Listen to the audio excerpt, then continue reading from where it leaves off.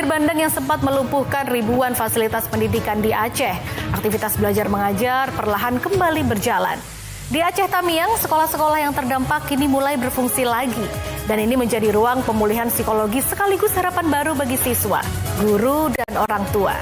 Berkat percepatan pemulihan oleh pemerintah bersama berbagai unsur.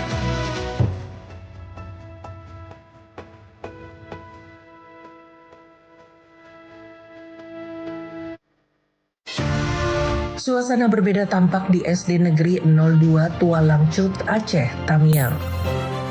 Sekolah yang sempat terendam banjir bandang kini kembali membuka ruang belajar, meski dengan keterbatasan sarana.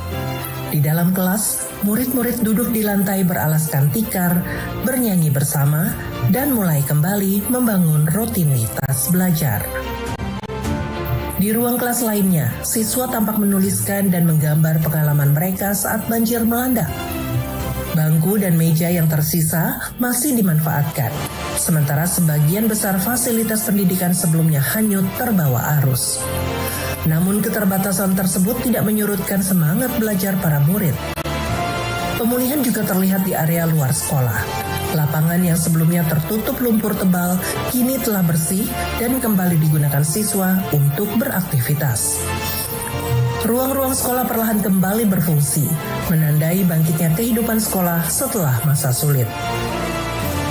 SD Negeri 02 Tualang Cut merupakan satu dari 2.756 sekolah di Aceh yang terdampak banjir.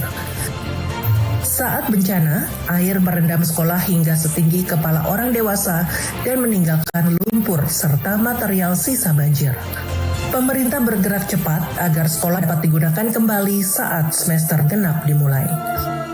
Anak-anak bisa sekolah, bangkit anak-anak itu, bersemangat untuk bersekolah. Alhamdulillah, kami bersyukur bisa sekolah kembali, bisa belajar kembali seperti biasanya. Anak-anak kembali ceria. Terima kasih.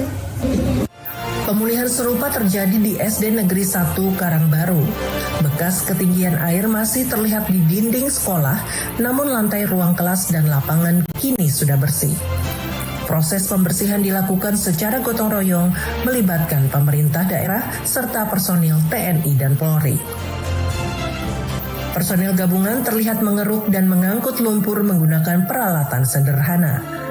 Kerja bersama ini memungkinkan sekolah kembali digunakan untuk kegiatan belajar mengajar tanpa menunggu waktu terlalu lama. Bagi para siswa, kembalinya aktivitas sekolah menjadi penguat emosional pasca bencana. Deniko Felix Batubara, siswa SMA Negeri 4 Kejuruan Muda, menyebut sekolah sebagai tempat pertama ia kembali merasakan kebahagiaan setelah banjir merenggut banyak hal dalam hidupnya. Meski datang ke sekolah dengan perlengkapan terbatas, bahkan meminjam seragam dan sepatu, semangat belajar tetap tumbuh. Pertemuan kembali dengan teman dan guru menjadi pengobat luka setelah sebulan terpisah akibat bencana. Kali masuk lagi ke sekolah, jumpa teman-teman, rasa bahagia itu mulai muncul lagi. Yang tersisa ini baju olahraga yang kamu pakai? Iya, sepatu juga. Semuanya perlengkapan sudah tidak ada lagi.